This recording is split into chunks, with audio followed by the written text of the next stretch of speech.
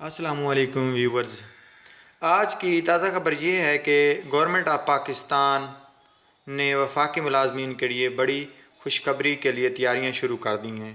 تفصیلات کے مطابق وفاقی ملازمین کی رینٹل سیلنگ میں 44% اضافے کی سمری وزیر اعظم کو ارسال۔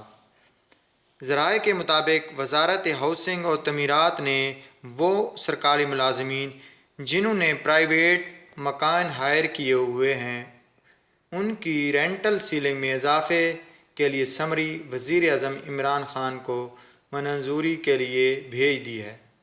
سمری میں کہا گیا کہ گریڈ 1 سے 22 تک کے ملازمین میں اس کو شامل کیا جائے۔ اسلام آباد اور راولپنڈی، لاہور جیسے بڑے شہروں میں ان کی رینٹل سیلنگ میں موجودہ شرح 44% اضافہ کر دیا جائے۔ سمری میں مزید کہا گیا ہے کہ رینٹل سیلنگ میں 25 جون 2018 کو 50% اضافہ کیا گیا تھا، لیکن اس کے بعد بڑے شہروں میں آبادی کے بڑھتے ہوئے دباؤ کی وجہ سے کرایوں میں بہت زیادہ اضافہ ہو گیا ہے، جس کی وجہ سے مالکان اپنے کرائے بڑھا دیے ہیں۔ ملازمین موجودہ شرح اور حقیقی کرائے میں بہت فرق ہے۔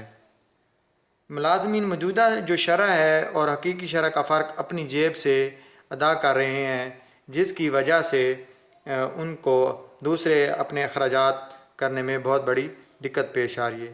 مزید خبروں کے لیے سبسکرائب کریں۔